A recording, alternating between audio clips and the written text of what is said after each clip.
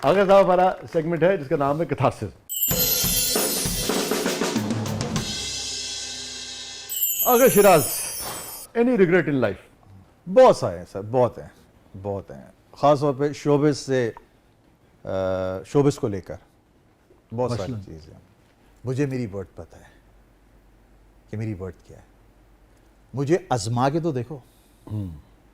तुम लोगों ने, शोबिस वाले लोगों ने मुझे आजमाया ही नहीं अभी। एक कोई कैरेक्टर दे के तो देखो मुझको। कोई ऐसा कैरेक्टर दो जो यार कोई भी नहीं कर सकता, किसको लें? क्यों नहीं आजमाया इतना आप? और आपने बड़ा बड़ा अच्छा काम किया है और फिर एक तजुर्बा हो जाता है ना, लाइट कैसे लेनी है, सीन कैसे तैयार करना है, क्या वजह है? और आपका मिजाज भी अच्छा है, हमने कभी नहीं सुना। लाज बात है 100% तो आदमी किसी के बारे में कुछ नहीं जानता। Exactly. मगर हम भी यही काम, मैंने कितना अरसे लिखा, 20-25 साल, बहुत ज़्यादा लिखा, कभी आपके बारे में मुझे कोई नेगेटिव चीज़ नहीं मिली। मिसाल पंक्चुअल नहीं है, फलाना नहीं है, मिजाज ठीक नहीं है, ये नहीं, कभी नहीं सुना है। क्या वजह है, ऐसा क्यों हुआ? यही तो मुझे नहीं पता ना। यही तो मैं पूछता हूँ लोगों से। मैं, इतने सारे दोस्त हैं चैनल में, मैंने यार हाँ यार करते हैं, आगा टेंशन ना ले, नेक्स्ट सीरियल आज तक नहीं आया। बहुत सारे दोस्त हैं जो अभी मुझे देख भी रहे होंगे, कराची में प्रोडक्शन हाउसेज हैं, मुझे कॉल करके बोलते हैं यार आगा ये सीरियल करने जा रहा हूँ, ठीक है, तू दिसंबर में या जनवरी में या फैब में फ्री है? मैंने हाँ फ्री। उसके बाद वो कॉल नहीं आती दूसरी, सिर्फ दिल रखने के लिए कि हाँ यार मैं। तो ये जो आपकी पास जो भी सलाहियत है, हाँ। इस सलाहियत से आपने कभी ये जानने की कोशिश की कि उसकी क्या वजह है? क्या वो ये सलाहियत वहाँ काम नहीं करती या कोई जवाब आपको मिलता है इसका? सर वो रब नहीं चाह रहा अभी मुझे। अच्छा, तो फिर तो आपको इस पे मुतमईन होना चाहिए। मैं राजी हूँ, मैं सर 6 साल से मैं राजी हूँ उसकी रजा में। तो रिग्रेट आपका है कि आपको कदर नहीं की मेरी, कदर नहीं किया आपने? कदर, इस बात का रिग्रेट है। मैं बस यही कहूँगा कि कर लो कदर। हाँ, नहीं अल्लाह ताला कर लो कदर। सारे हर एक की जी, जो भी बासलाहियत आदमी है।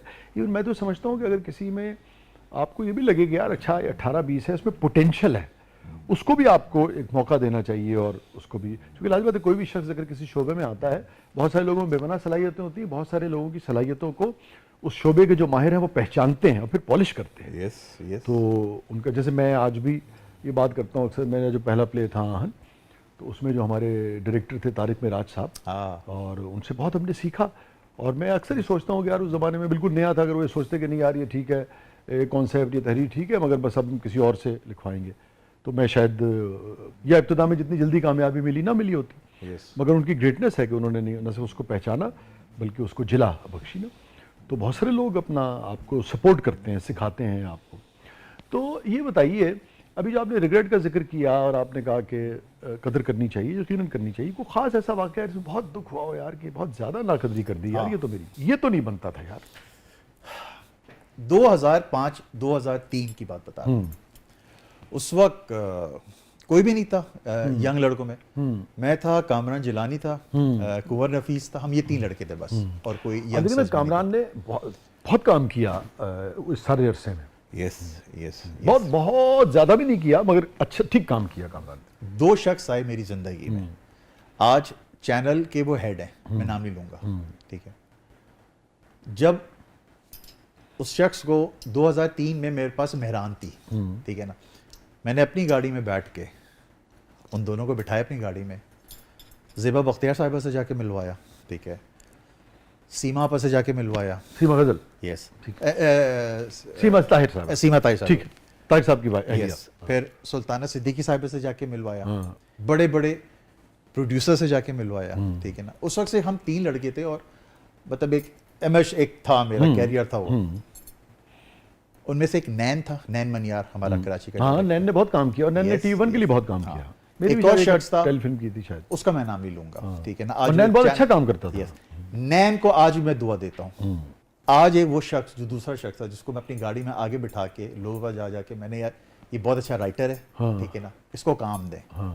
सीमा आपा को सीमा आपा काम दे इसको, ठीक है ना। सुल्ताना आपा को मैंने, सुल्ताना आप काम दे इनको, इनका काम चेक करें। उन्होंने काम दिया माशाल्लाह, जो एक बहुत बड़े चैनल पे बैठे हुए, ठीक है। मैं जब एक अपना प्रोजेक्ट लेके गया उसके पास, ये वो है जिसका आप नाम नहीं ले रहे, नैन ने आपके साथ अच्छा किया, आपका ये कहना है? नैन ने हमेशा याद रखा। दूसरे साहब जिनका आप नाम नहीं ले रहे, वो इस वक्त बहुत अच्छी पोजीशन पे हैं, लेकिन जब आप उनके पास प्रोजेक्ट लेके गए, प्रोजेक्ट ले गया मैंने, ये तो यहाँ पे आंखें रख ली थी उस शख्स ने। उस वक्त मुझे पता, मैंने दज्जाल को क्या देखना, अच्छा सामने तो बैठा हुआ दज्जाल। जब दूसरी दफ़ा मैं गया, वो अपने कमरे से निकल रहा था वो शख्स, उसने मुझे यूं देखा और यूं पलट के वापस चला गया। मैं फिर उस दिन के बाद से उस चैनल में कभी नहीं गया। दूसरा, एक शख्स जो मेरे कपड़े ला के उठाता था, ठीक है, 299 में एक चैनल का हेड बना वो, यस। मैं जब उसके सामने गया तो वो जिस तरीके से उसने बात की, ठीक है ना, फिर मैंने एक शटअप कॉल दी, तो वहाँ से मेरे चैनल से नाम कट हो गया कि आइंदा आगा शिराज इस चैनल में कभी काम नहीं करेगा। ये चीज़ें हो रही हैं ना। मैं ये कहता हूँ कि यार मुझे इज्जत चाहिए, बस मेरा जो हक है वो मुझे दे दो। मैं बदतमीज़ हूँ यार, आगा बदतमीज़ी करता है। इंसान बदतमीज़ी क्यों करता है सर? जब उसकी इज्जत से खेला जाए। मैं, आप बिला वजह तो नहीं करेंगे ना मुझसे बदतमीज़ी। मैं आपको कुछ बोलूँगा, मैं आपको गाली दूंगा तो उल्टा आप मुझे रिएक्शन देंगे उसका। तो यही हुआ है मेरे साथ चैनल्स के साथ। जब मैं अपने पैसे लेने जाता था, टोपी ड्रामे होते थे। फिर एक वक्त ऐसा आया कि मैं चीखा, चिल्लाया, गालियाँ दी मैंने, तो वहाँ से कि भाईजान अब ये इस चैनल में काम नहीं करेगा। मैंने भाड़ में जॉब है, तुम लोग नहीं करना तो ना करो। इस वजह से मेरा कैरियर जो था ख़त्म हो गया कि मैंने अपने हक के लिए लड़ा। ये फरमाइए कि कभी किसी चीज़ पे आगा गिल्ट होता है? शोबिज़ में दोस्त बना लिए थे मैंने, जो मेरी दुनिया की सबसे बड़ी गलती थी। भाई मेरे बाप ने एक चीज़ बोली थी जब मैंने पहला प्ले किया था ना, मेरे फादर ने कहा, बेटा इस फील्ड में ना दोस्त ना बनाना। मैंने क्यों? कह रहा इसका जवाब मैं अभी नहीं दूंगा, ये तुम्हें खुद मिलेगा एक दिन। हैप्पीएस्ट मोमेंट आगा शिराज साहब की ज़िंदगी का? जब मैंने अपने बेटे को गोद में उठाया था। माशाल्लाह, क्या नाम है साहबजादे का? आमिश बिन शिराज। वाह। आगा शिराज साहब की ज़िंदगी का सबसे गमगीन लम्हा? माँ की जब डेथ हुई थी, मैं जब यहाँ शिफ्ट हुआ था इस्लामाबाद, और अम्मी को स्ट्रोक हुआ था जिसकी वजह से अम्मी पैरालाइज हो गई थी, और मैं सोया हुआ हूँ कमरे में, और ख्वाब में मैंने अम्मी को देखा है। अम्मी आई है, मुझे, अब मेरा निक शानी है, सारे मुझे घर में शानी कहते। आवाज़ लगाई, शानी, आवाज़ क्यों सुन रहा मेरी? अच्छा, मैं सुन नहीं रहा था, मैं इग्नोर कर रहा था अम्मी को ना। मैं अच्छा आ रहा हूँ। वो मैं उठ के गया हूँ तो अम्मी ना नाराज़ होके सोफे पे बैठी हुई है, तो मैंने ना आके जैसे पीछे से ऐसे ही गले लगाया उनको, अच्छा ना माफ़ कर दे। वो किया, और उन्होंने ना ख्वाब में, अच्छा ख्वाब में मेरे हाथ में डेथ हो गई, इंतकाल हो गया। मुझे आवाज़ आ रही है, शानी साहब, शानी साहब, शानी साहब। 3-4 बज रहे रात के। मैं एकदम से उठा तो वो मेड जो अम्मी के लिए रखी हुई थी, उन्हें फ़ौरन आई है। ओहो, मैं समझ गया था, मुझे ख्वाब में बता दिया गया था तेरी माँ चली गई है। मैं जो समझ पा रहा हूँ, आप ये कह रहे हैं कि जिस वक्त उनका इंतकाल हो रहा था कराची में, इस्लामाबाद में, यस, और अब वो आप कहाँ थे उस वक्त? इस्लामाबाद G30 में। ठीक है, मगर आप अलग अलग थे? नहीं, एक ही घर, एक ही घर में थे? घर एक ही था। ठीक है। और जिस वक्त उनका इंतकाल हो रहा था, भले एक ही घर में थे, मगर आप उस वक्त मौजूद नहीं थे ना उनके सामने? नहीं, वो अम्मी अपने कमरे में थी, मैं अपने कमरे में था। आप दूसरे कमरे में थे, वालदा किसी और कमरे में थी। मगर जिस वक्त वो खालिक हकीकी से मिल रही थी, उसी लम्हे आपका ये कहना है कि आप ख्वाब में उससे गुजर रहे थे और आपको ये पता लग रहा था कि वो इंतकाल कर गई। यस। तो फिर जब वो आवाज़ दी उसने, मेड ने, मेरी आंख खुली, मैंने दरवाज़ा खोला, मैंने क्या हुआ? कहती आप आइए फ़ौरन अम्मी के कमरे में। और मैं समझ गया था, मैंने ठीक है। वो फिर मैं गया, फिर हम देखा तो अम्मी चली, मुझे, मैं रेडी हो गया, मैं समझ गया था। इन्नल्लाह व इन्ना इलैहि राजिऊन। और क्या उस वक्त किसी अर्ज़े में मुब्तला थी या बिल्कुल सेहतमंद? अम्मी को वही बीमारी हुई थी जिसका मुझे अभी अटैक हुआ था। ओह अच्छा। यस।